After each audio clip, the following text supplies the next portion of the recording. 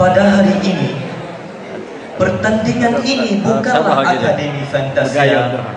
Maka saya bukanlah Mela atau Masya, tapi saya adalah pelajar Ma'had Misbahul Ulum yang akan menyampaikan sebuah pidato yang bertajuk Bahasa Melayu Teras Perpaduan Bangsa. Sidang warga dewan, frasa bahasa Melayu Teras Perpaduan Bangsa boleh ditafsirkan sebagai bahasa utama yang menjadikan bahasa kebangsaan dan bahasa perantaraan, berupaya menjadi tunjang atau nadi kepada penyatuan pelbagai kaum dan bangsa. Hadirin hadirat yang saya hormati, cetusan Menda pertama, bahasa Melayu wadah penyatuan bangsa. Sejarah telah membuktikan bahwa bahasa Melayu telah diterima sebagai lingua franca sejak zaman Kesultanan Melayu Melaka pada abad yang ke-15 lagi. Bahasa ini digunakan secara meluas dalam perdagangan dan politik. Memandangkan peranan bahasa Melayu sebagai bahasa resmi dan bahasa komunikasi, menjadikan bahasa Melayu sebagai bahasa kebangsaan bagi persekutuan Melayu sejagat. Sejak itu, bahasa Melayu menjadikan bahasa perantaraan, digunakan dalam kehidupan harian. Bahasa Melayu telah diiktirafkan oleh semua kaum sebagai bahasa utama untuk mencapai matlamat perpaduan dan penyatuan bangsa. Hadirin dan hadirat sekalian, peristiwa pada tanggal 13 Mei tahun 1969 menjadi bukti bahwa bahasa Melayu sebagai bahasa kebangsaan mampu mengelak prasangka antara kaum, berjaya membangkitkan semangat perpaduan yang seterusnya mewujudkan rakyat berbilang kaum yang bersatu padu, bekerja sama, hormat menghormati, dan melahirkan semangat patriotisme kepada seluruh warga negara. Hadirin dan hadirat yang dicintai, cetusan Menda kedua, bahasa Melayu Teras Perpaduan Bangsa. Bahasa Melayu bukan sahaja dituturkan dalam logat atau selangga. Bahasa Melayu bukan sahaja dijadikan bahasa perantaraan dalam kehidupan harian sahaja, malah menjangkau ke peringkat antara bangsa.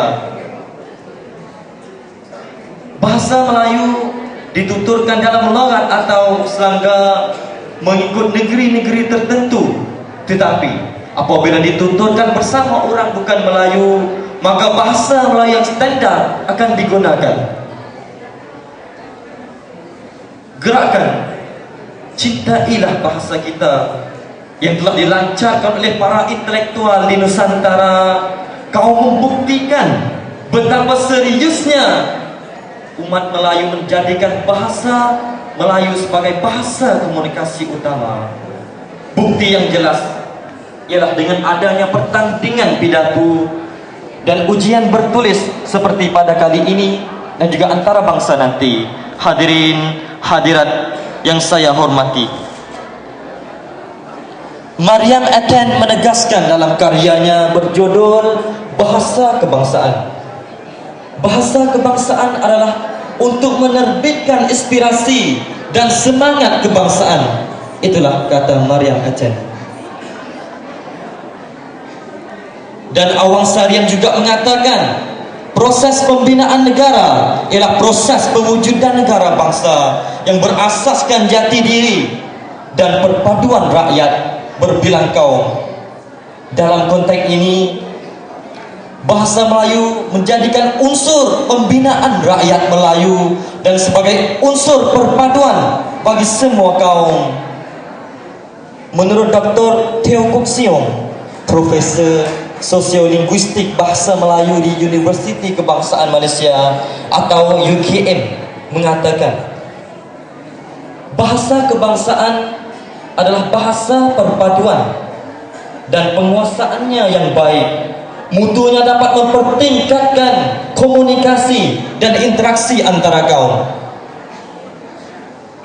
Ini pula dapat memperkukuhkan perpaduan yang amat penting bagi pembangunan negara. Hadirin dan hadirat sekalian, tuntasnya pencapaian perpaduan yang tulen hanya termakbul melalui wahana bahasa Melayu. Bahasa Melayu sebagai bahasa kebangsaan. Bahasa Melayu sebagai bahasa kebangsaan telah meletakkan masyarakat majmuk di negara ini melalui satu identiti, yaitu bangsa Melayu. Sudah terang lagi bersuluh gahnya Melayu hari ini karena mampu menjadi model perpaduan dunia melalui satu bahasa, yaitu bahasa Melayu. Saya mengakhiri dengan kata, yang berat sama dipikul, yang ringan sama dijinjing, yang bukit sama didaki, untuk memertabatkan bahasa ibunda kita. Sekian, wabillahi taufiq wal hidayah. Wassalamualaikum warahmatullahi wabarakatuh.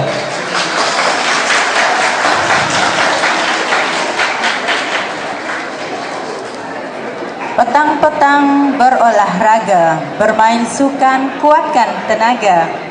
Bahasa teras bangsa, bangsa teras negara.